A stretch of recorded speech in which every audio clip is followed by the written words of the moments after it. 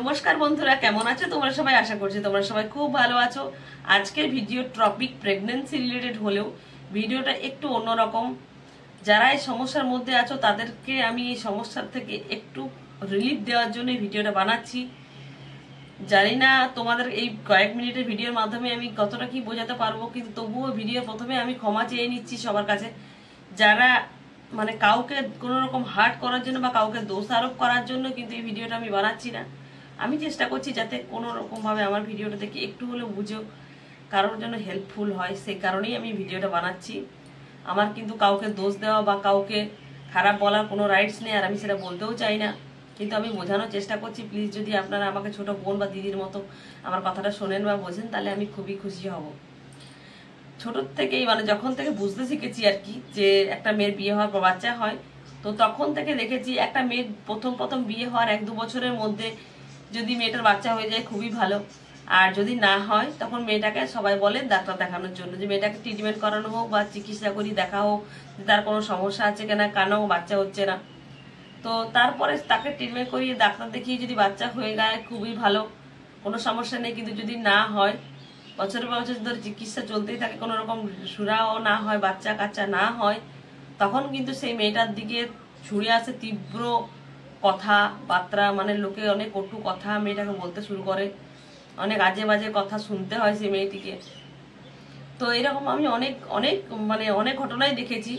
কিন্তু একটা জিনিস আমি বুঝতে পারি না, কেন কেউ কিছু না জেনে না বুঝে একটা মেয়েকে দোষারোপ করে, আমি সত্যিই বুঝতে পারি না। আমি তো এমনও দেখেছি যে মেয়েটার সমস্ত রকম ট্রিটমেন্ট করা হয়েছে, সমস্ত রকম পরীক্ষা নিরীক্ষা করে দেখার পর দেখা যাচ্ছে যে মেয়েটার কোনো রকম কোনো সমস্যা নেই, কিন্তু তবুও মেয়েটার বাচ্চা হচ্ছে না। কেন হচ্ছে না? আবার কেউ কেউ এটাও বলেছে যে আমার হাজবেন্ডকে ডাক্তার চিকিৎসা করার টেস্ট করানোর জন্য বলেছে, কিন্তু আমার হাজবেন্ড রাজি হচ্ছে না। কিছু কিছু ক্ষেত্রে শোনা যায় যে ছেলেরা রাজি হয় না, কিন্তু কেন যে তারা টেস্ট করাতে রাজি হয় না আমি খুঁজে পাই না কেন রাজি হয় না। যেমন একটা মেয়ের যদি বাচ্চা না হয়, সে কিন্তু কোনো রকম প্রশ্ন ছাড়াই কিন্তু ডাক্তারের কাছে যায়, পরীক্ষা নিরীক্ষা করাতে রাজি হয়ে যায়। কিন্তু একটা ছেলে সহজেই কিন্তু পরীক্ষা নিরীক্ষা করাতে যেতে রাজি হয় না। আমি কিন্তু সব ছেলের ক্ষেত্রে বলছি না, কিছু কিছু ছেলেরা দেখেছি এরকম হয়, যারা পরীক্ষা করাতে যেতে ভয় পায়, লজ্জা পায়, জানি না কি কারণে যেতে চায় না। তো তারা পরীক্ষা করাতে যেতে চায় না, তার কারণে কি হয়, একটা মেয়েকেই সারাটা জীবন কথা শুনতে হয়।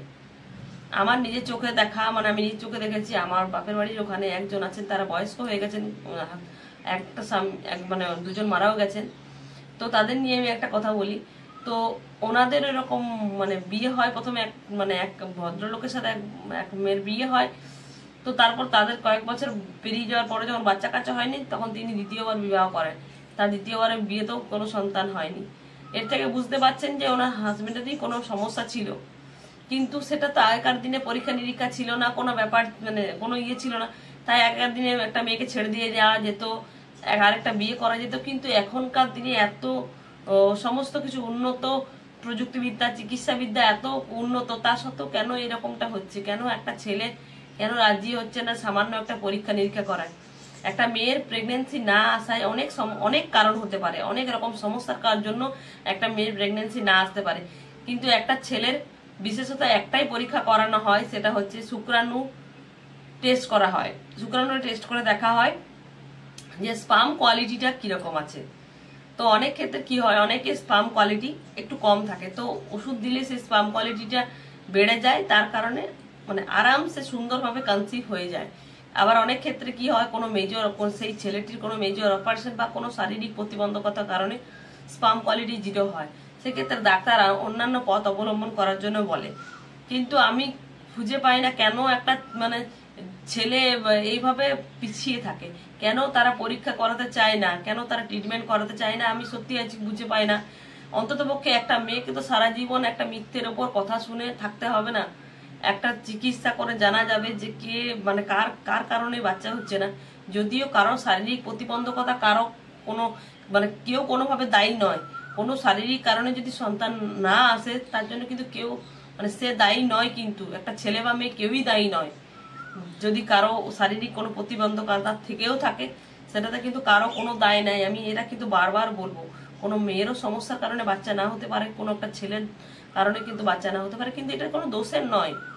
এই কথাটাই আমার বোঝানোর কারণ। কিন্তু আমার এটুকুই তোমাদের কাছে রিকোয়েস্ট, যারা মানে এখনো পর্যন্ত পেছিয়ে আছো, চিকিৎসা করাচ্ছ না, যারা ভাবছো ভয় বা লজ্জায় আমি জানি না, কিন্তু তোমাদের কাছে আমার একটাই রিকোয়েস্ট থাকলো, আমি ছোট বা বোন বা দিদির মতো তোমাদের কাছে বোঝাচ্ছি যে তোমরা প্লিজ এভাবে পেছিয়ে থেকো না। একটা মেয়ের কাছে বা একটা ছেলের কাছে সন্তান মানে বিশাল বড় একটা জিনিস। সামান্য পরীক্ষার মাধ্যমে যদি তোমরা জানতে পারো যে তোমার এই অসুবিধা আছে, তো সেটা কেন করাবে না? সেটা চিকিৎসা হতে পারে, সেটাও তোমরা একবার দেখো। তো আমার এটাই বলার, মানে কোনো মেয়ে তো পেছিয়ে থাকেই না সন্তান না হলে, কিন্তু তোমরা যারা ছেলেরা যারা পেছিয়ে থাকছো, যারা ভয় পাচ্ছ বা লজ্জা পাচ্ছ যে না চিকিৎসা করাবো না বা চিকিৎসা করালে আমার কোনো দোষের কথা ধরা পড়বে, এটা তো তোমার কোনো দোষই নেই। শারীরিক কোনো প্রতিবন্ধকতা, সেটা তোমার কেন দোষ হবে? এটা তোমার কোনো দোষ নেই, আর এটা চিকিৎসা করানোর কোনো লজ্জাও নেই। তাই প্লিজ আমার এইটুকু ভিডিওর মাধ্যমে আমি এইটুকুই বোঝাতে চাইছি যে যদি কারো শারীরিক কোনো অসুবিধা থেকেও থাকে, এটাতে কারোই দোষ নেই। সবাই এগিয়ে আসুন, চিকিৎসা করান, টেস্ট করিয়ে দেখুন, নিশ্চয়ই একটা না একটা পথ বেরোবে। আর এটা লজ্জার নয়, এটা অহংকারের হোক। অন্তত পক্ষে একটা মেয়েকে তো আপনারা মাথা উঁচু করে বাঁচার সুযোগ করে দেবেন। যদি কোনো মেয়ের সমস্যা না থেকে থাকে, আর কোনো আপনারই সমস্যার কারণে যদি বাচ্চা না হয়ে থাকে, সেই মেয়েটাকে সারা জীবন বাঁচা এবং আরো লোকে যে সমস্ত কথা বলে সেগুলো সহ্য করে বাঁচতে হবে না। আমি যদি কোনো ভুল ত্রুটি বলে থাকি বা ছোট বড় কথা বলে থাকি, আমি ক্ষমা চেয়ে নিচ্ছি। তো ভিডিওটা আজকের মতো এখানেই শেষ করলাম। দেখা হবে পরবর্তী ভিডিওতে। ততক্ষণের জন্য সবাই ভালো থাকবেন, সুস্থ থাকবেন, টাটা।